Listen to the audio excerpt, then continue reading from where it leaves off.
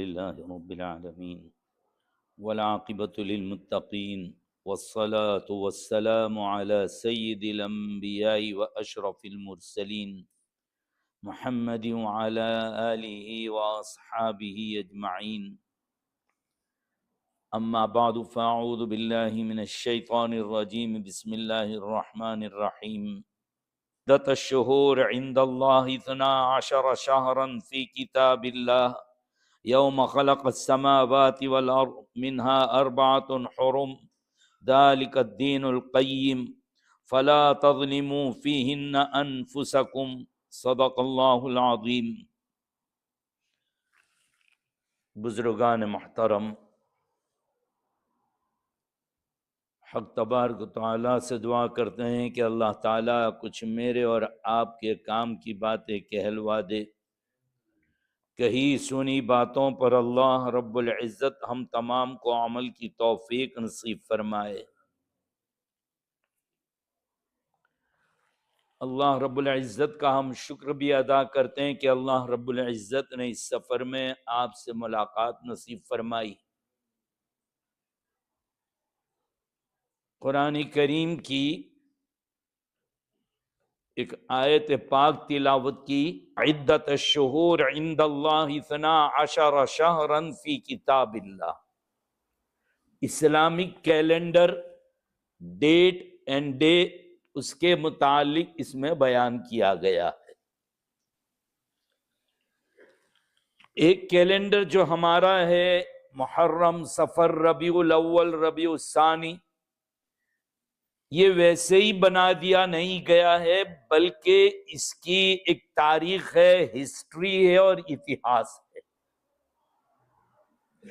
دنیا کے کیلنڈر ویسے ہی بنا دیے گئے.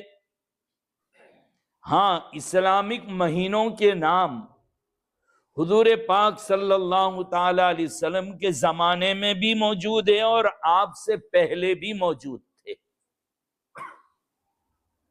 اسی لیے تو جب آپ صلی اللہ تعالی علیہ وسلم مدینہ منورہ تشریف لائے اور لوگوں کو وہاں پر عاشورے کا روزہ رکھتے ہوئے دیکھا، یہودیوں کو، تو اس کی تاریخ اور ہسٹری معلوم کی، جس سے پتہ چلتا ہے کہ محرم کا نام پہلے سے چل رہا تھا. حضرت عمر ابن خطاب رضی اللہ تعالیٰ عنہ کے سامنے جب کوئی خط اور لیٹر آیا تو اس پر شعبان کا لفظ لکھا ہوا تھا، جبکہ یہ ہجری کیلنڈر متعین نہیں ہوا تھا. تو اسلامی کیلنڈر اور اس کے مہینوں کے جو نام ہیں یہ پہلے سے چلے آ رہے ہیں. شریعت اسلام میں اس کو باقی رکھے گئے. یہ کیلنڈر بنا کیسے؟ جب حضرت عمر رضی اللہ تعالیٰ عنہ کو ایک لیٹر پہنچا جس پر لکھا ہوا تھا کہ یہ شعبان کا خط ہے، شعبان کے مہینے میں لکھا ہوا لیٹر ہے، لیکن اس سال کی شعبان ہے یا لاسٹ ایئر پچھلے سال کی شعبان ہے، کون سی وہ پتہ نہیں. اور لوگوں نے بھی شکایت کی حضرت عمر رضی اللہ تعالیٰ عنہ سے کہ سب قوموں کا کوئی کیلنڈر ہے، ہمارے کیلنڈر کا کوئی وجود نہیں ہے. آپ ہم کو خط لکھتے ہیں، کبھی ایک خط میں لکھتے ہیں کہ کام کرو اور ایک خط میں لکھا ہوا ہوتا ہے کہ کام مت کرو، اور اتفاق سے دونوں خط ساتھ ملتے ہیں. اب پہلا کون سا ہے، بعد کا کون سا ہے؟ کام کرنے کا حکم دیا گیا ہے وہ پہلے، یا جس میں روکا گیا ہے وہ پہلے؟ سن نہیں ہے کہ بھئی 2024 2025 یہ لکھا ہوا نہیں ہے، ہم کیسے سمجھیں؟ تو اس زمانے میں عرب لوگ کیا استعمال کرتے تھے؟ کوئی ان کے حساب نہیں تھا. جب ہاتھی والا معاملہ، الم تر کیف فعل ربک باصحاب الفیل، ابرہہ بادشاہ نے کعبۃ اللہ پر حملے کا جو پلان بنایا تھا وہ اس میں فیل ہوا. اس سال کو عام الفیل کہتے ہیں، ہاتھیوں والا سال. تو عرب لوگ یوں یاد رکھتے تھے کہ ہاتھیوں والا سال عام الفیل کے بعد کا پہلا، اس کے بعد کا دوسرا، اس کے بعد کا تیسرا، یہ یاد رکھنا بہت مشکل ہو رہا تھا۔ اس لیے حضرت عمر کو مشورہ دیا کہ آپ کیلنڈر متعین کریں۔ فوراً صحابہ کی ایک میٹنگ بلا لی، بڑے بڑے صحابہ جس میں حضرت ابو موسیٰ اشعری اور حضرت علی اور دیگر بڑے صحابہ، ابن مسعود، ابن عباس رضی اللہ تعالیٰ عنہ، یہ سب بڑے بڑے لوگ بیٹھے ہوئے ہیں کہ کیسے یہ کیلنڈر بنایا جائے۔ کسی نے کہا کہ اللہ کے نبی صلی اللہ علیہ وسلم کی ولادت اور پیدائش اور برتھ سے یہ شروع کیا جائے کیلنڈر، یعنی ابھی جیسا ہم بولتے ہیں سن ہجری، تو بولنا پڑتا سن ولادت۔ لیکن حضرت عمر ایک دنیا میں بہت بڑے دماغ کے آدمی تھے، بہت چالاک تھے، ہوشیار تھے، وہ ہمیشہ مسلمانوں کا بھلا سوچتے تھے، کوئی ایسا قدم نہیں اٹھاتے تھے جس سے مسلمانوں کو سامنا کرنا پڑے پریشانیوں کا۔ حضرت عمر نے کہا نہیں، اگر ہم بھی حضرت نبی پاک صلی اللہ علیہ وسلم کی پیدائش کو سامنے رکھتے ہوئے کیلنڈر بنائیں گے تو دنیا عیسائیت اور نصرانیت ہمیں تانا دے گی کہ مسلمانوں کو کیلنڈر بناتے بھی نہیں آیا، ان کو ہمارے نقش قدم پہ چلنا پڑا، ہماری کاپی کرنی پڑی، لہذا ہم یہ کیلنڈر یہاں سے نہیں بنائیں کہ یہ قوم ہمیں پورا سال تانا دے گی، پوری زندگی تانا دیں گے۔ کہا کہ ٹھیک ہے، اور رائے آنے لگی۔ کسی نے کہا کہ سن وفات جب آپ صلی اللہ علیہ وسلم دنیا سے تشریف لے گئے، پردہ فرمایا، آپ نے انتقال اور وصال فرمایا، وہاں سے کیلنڈر کی ابتدا کی جائے۔ اللہ کے نبی صلی اللہ علیہ وسلم کی اس واقعے کو سامنے رکھا حضرت عمر رضی اللہ تعالیٰ، کیونکہ ان کو ذاتی ایکسپیرینس تھا، خود کا ایکسپیرینس اور تجربہ تھا، کہ جب اللہ کے نبی کے وصال کی خبر سنی تھی تو کہا کوئی نہ کہنا، خبردار اگر کسی نے کہا کہ وصال ہو گیا تو اس کی گردن اڑا دوں گا۔ کس کی ہمت کہ عمر کے سامنے بولے، اپنی عمر کا آخری دن دیکھنا ہو وہ بولے؟ سب سناٹے میں تھے۔ حضرت عمر کو تجربہ تھا کہ یہ امت اپنے نبی کے وفات کی خبر کو برداشت نہیں کر سکتی، ہر سال جب بھی سال نیا آئے گا یہ امت غم میں مبتلا ہو جائے گی، اس لیے ہم سن وفات سے بھی کیلنڈر شروع نہیں کر سکتے۔ تو کہا کب شروع کریں؟ حضرت علی رضی اللہ تعالیٰ نے مشورہ دیا، جس کو تمام صحابہ نے قبول فرمایا۔ حضرت عمر نے مہر لگا دی اور کہا کہ سن ہجری جب مکہ چھوڑ کر آپ مدینہ ہجرت کر کے تشریف لے گئے، یہ ایک رول ماڈل ہے مسلمانوں کے لیے، ایک انقلابی چیز ہے جس نے مسلمانوں کے اندر اگر روح پھونک دی، گردن اور سر اٹھا کر چلنے کا حوصلہ اگر کسی نے دیا تو ہجرت نے دیا۔ ہجرت سے پہلے مکہ مکرمہ کی زندگی مار والی زندگی تھی، دھکے والی زندگی تھی، ستائے گئے تھے، پریشان تھے، غموں میں ڈوبے ہوئے تھے۔ جب مدینے والوں نے آ کر ہمت دلائی اور اللہ کے نبی صلی اللہ تعالی علیہ وسلم مدینہ پاک ہجرت کر کے جب پہنچے، مدینہ کے انصاریوں نے جب ساتھ دیا اور مدینہ والوں کے ساتھ رہ کر ہمت آئی، مسلمانوں کے اندر مال بھی کمایا، بزنس مین بھی بنے، تجارت بھی کی، مسلمانوں نے ایک دوسرے کی مدد بھی بہت کی، مدد کرنے کی ہمت اور حوصلے پیدا ہوئے مدنی زندگی کے اندر۔ پھر قرآن کریم میں یہ بھی حکم آیا کہ جو آپ کو ستا رہے ہیں، جنہوں نے گھروں سے نکالا ہے، آپ ان کے ساتھ بدلہ لیجئے۔ مسلمانوں کی جنگیں بھی، بہت سی جنگیں بھی جس میں اللہ تعالیٰ نے انہیں کامیابیوں سے نوازا، کبھی عبرت اور سبق کے لیے تھوڑی دیر کے لیے شکست اور ہار بھی ہوئی، لیکن زیادہ تر کامیابی بھی۔ اسلام جو پھیلا ہے، اسلام کو جو غلبہ ہوا ہے، وہ مدینہ پاک کی ہجرت کے بعد۔ مکی زندگی میں طبیعت قانون نہیں بنے، بلکہ طبیعتوں کو بنایا، عادی بنایا، نماز پڑھو، زکوٰۃ دو، روزہ رکھو، یہ کہتے گئے۔ اور پھر مدینہ منورہ کے اندر اور احکام نازل ہوئے، مال خرچ کرنے کی زیادہ فضیلت مدینہ منورہ میں اتری ہے۔ بہرحال اللہ کے نبی صلی اللہ تعالی علیہ وسلم کی ہجرت ایک انقلابی چیز ہے۔ یہ امت کے لوگ مسلمانوں کے لیے نبی پاک صلی اللہ تعالی علیہ وسلم کی سیرت سب سے بڑی چیز ہے۔ لیکن اگر سیرت میں کم از کم ہجرت کی اسٹڈی کر لو، ہجرت کا مطالعہ کر لیں گے، ہجرت کو پڑھ لیں گے، ہم مسلمانوں میں جینے کی ہمت آ جائے گی، جینے کا حوصلہ آئے گا، جینے کا طریقہ آ جائے گا۔ اپنے بہو بیٹیوں کو اور بچوں کو سیرت نبوی صلی اللہ علیہ وسلم میں ہجرت کا باب ضرور پڑھایا جائے۔ بہرحال یہ مشورہ دیا حضرت علی نے کہ ہجرت نے مسلمانوں کو ہمت دی، سب نے قبول کر لیا۔ اس دن سے ہجری سن طے ہو گیا۔ آج 1425 ہو رہے ہیں نبی پاک صلی اللہ تعالی علیہ وسلم کی ہجرت کے 1448 1448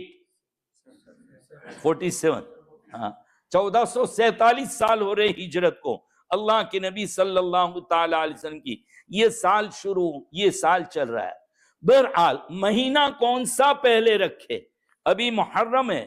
ہجرت جو کی تھی وہ ربیع الاول کے مہینے میں ہجرت کی تھی آپ نے، یعنی اسلامی کیلنڈر کا تیسرا مہینہ، اس میں ہجرت فرمائی، مہینہ اس کو پہلے رکھتے۔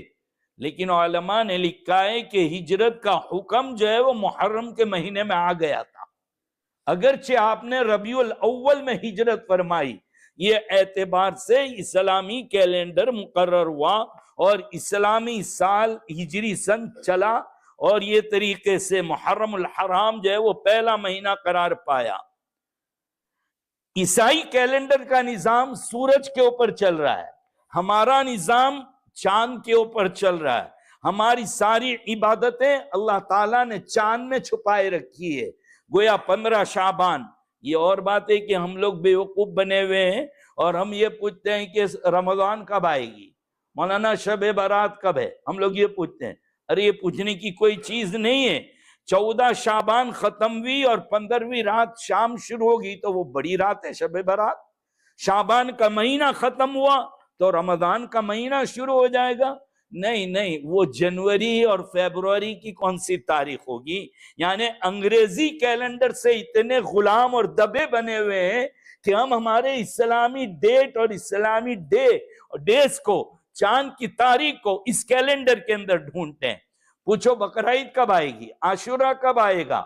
ارے عاشورہ پوچھنا 10ویں محرم، نہیں مولانا ہم یہ پوچھ رہے ہیں کہ جولائی کی کون سی تاریخ ہوگی۔ لا حول ولا قوت الا باللہ۔ یعنی چاند دیکھنے کا رواج جو ہے نا وہ ہم میں سے چلا گیا، اسلامی کیلنڈر کو یاد رکھنے کا رواج چلا گیا۔ بھائی ماحول بھی کچھ ایسا ہی ہے کہ ہم کو سیلری ملتی بھی ہے اس پر، ہم دیتے بھی ہے اس پر، سارا کاروبار کا نظام یہی کیلنڈر پر چلتا ہے۔ ارے یہ کیلنڈر سب مل جائے گا، کم از کم اپنے موبائل یا تو اپنی گھڑیوں میں اسلامک کیلنڈر کو فٹ کر لیا کرو۔ کم از کم 2 چیز تو ہے آپ کے پاس، گھڑی بھی ہے موبائل بھی ہے، تو کوئی ایک کے اندر یہ تو کر لو۔ اب تو ایسے بھی آگئے کہ دونوں فنکشن ساتھ رہ سکے، اسلامک اور انگریزی دونوں۔ ایک مسلمان کو یاد رہنا چاہیے کہ کون سا ہے۔ وقت اجازت نہیں دیتا ورنہ میں اس پر ایک لطیفہ سنا دیتا، اگر وقت بچے گا تو سنا دیں گے۔ مجھے تو خاص آپ کو اس مہینے کی فضیلت اور یہ مہینے میں آنے والا دین عاشورہ 10ویں محرم الحرام اس کے متعلق سنانا ہے۔ سارے مہینے اللہ کے پیدا کیے ہوئے، فرمایا والعصر، قسم ہے زمانے کی، زمانہ اللہ نے پیدا کیا۔ اللہ اس زمانے کی قسم کھاتے ہیں کہ زمانہ انسان کی زندگی کے اندر بڑی تبدیلی لاتا ہے، یعنی وقت کی جنہوں نے قدر کی وہ کامیاب ہوئے، اور جنہوں نے وقت کی قدر نہیں کی وقت ان کا نکل جائے گا۔ جو قدردانی کریں گے ان کا بھی پاس ہوگا، اور جو قدردانی نہیں کریں گے ان کا بھی ٹائم پاس ہوگا۔ زندگی کی مثال، وقت کی مثال آئس اور برف جیسی ہے۔ اگر اس کو آپ دودھ میں شربت جو بنایا اس میں ڈال دو، پانی میں جو شربت بنایا اس میں ڈال دو، اور پھر اس کو پیو تو بڑا مزہ آتا ہے۔ دہی میں، شادی میں جو کھاتے پیتے ہیں، چھاس لسی وغیرہ اس میں ڈال دو، بڑا مزہ آتا ہے۔ اگر اس کو استعمال کر لو گے تو وہ بہت فائدہ دے گا، لیکن اگر اس کو آپ ویسے ہی چھوڑ دو گے وہ پگھل کر اپنے آپ کو ختم کر دے گا۔ ہم بھی اللہ کی عبادت میں، اللہ کی نعمتوں کی قدردانی میں رہیں گے تب بھی ٹائم پاس ہوگا، اور کچھ نہیں کریں گے تب بھی ٹائم تو پاس ہوگا، لیکن اللہ پوچھیں گے کہ میں نے زندگی دی تھی کہاں گزاری۔ زمانے میں حالات آتے ہیں، انسان زمانے کو گالی دیتا ہے۔ حدیث شریف میں فرمایا زمانے کو پیدا میں نے کیا، یہ انسان زمانے کو گالی دیتا ہے، حالانکہ گالی زمانے کو نہیں، اللہ فرماتے ہو گالی مجھے دے رہا ہے۔ کہتے ہیں نا کہ منحوس گھڑی تھی، کون سا خراب زمان، بہت خراب زمانہ آ گیا۔ زمانہ خراب نہیں ہے، ماحول خراب ہے، ٹائم خراب نہیں ہے، وقت خراب نہیں ہے، ہمارے کرتوت خراب ہے۔ ہم اپنے کام کے اعتبار سے، ذکر کے اعتبار سے کہ ذکر نہ کر کے اپنے وقت کو ہم اپنے لیے خراب کر لیتے ہیں۔ امام غزالی رحمۃ اللہ علیہ فرماتے ہیں جو وقت، جو ٹائم، جو گھڑی اللہ اللہ کے بغیر گزری یہ خراب ہے، اس کا جواب دینا پڑے گا۔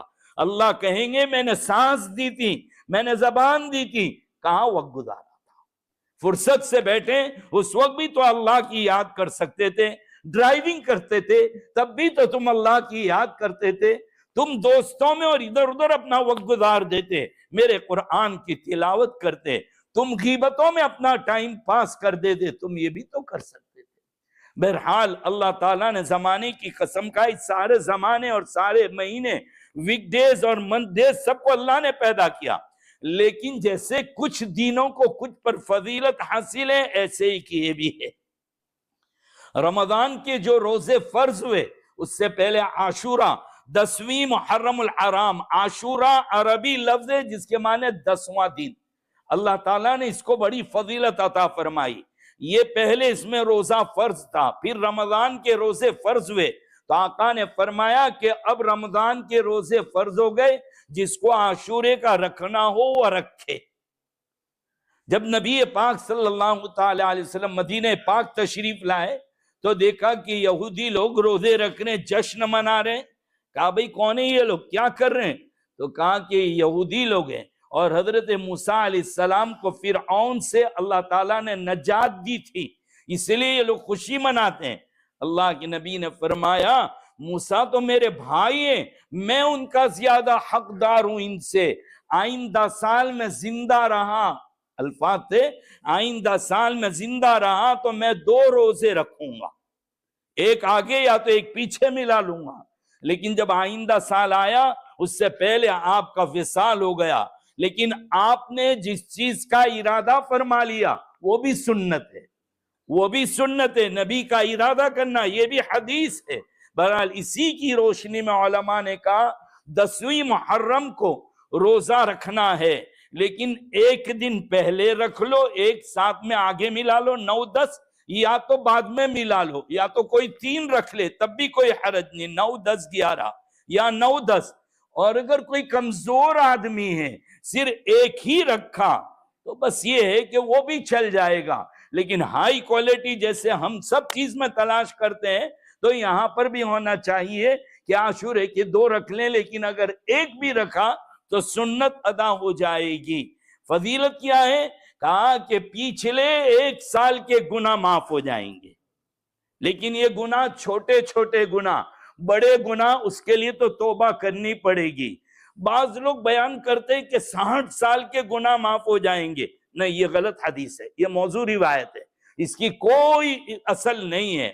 اس دن کوئی خاص عبادت کہ یہ نماز پڑھنا اتنے بجے یا اتنے بجے یہ وظیفہ پڑھنا، کوئی ثبوت نہیں، بس روزہ رکھنا ہے، ہاں عبادت کیجئے۔ بعض لوگ یہ سمجھتے ہیں کہ یہ 10ویں محرم کی فضیلت جو آئی ہے نا وہ حضرت حسین رضی اللہ تعالیٰ عنہ کی شہادت کی وجہ سے۔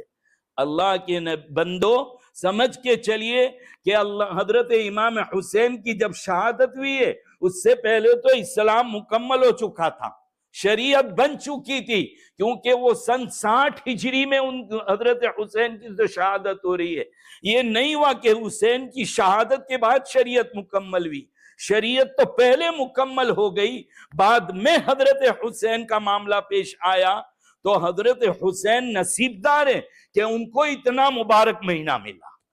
ان کو اتنا مبارک دین ملا، ان کی وجہ سے یہ دین بابرکت ہو گیا، ایسی بات نہیں ہے۔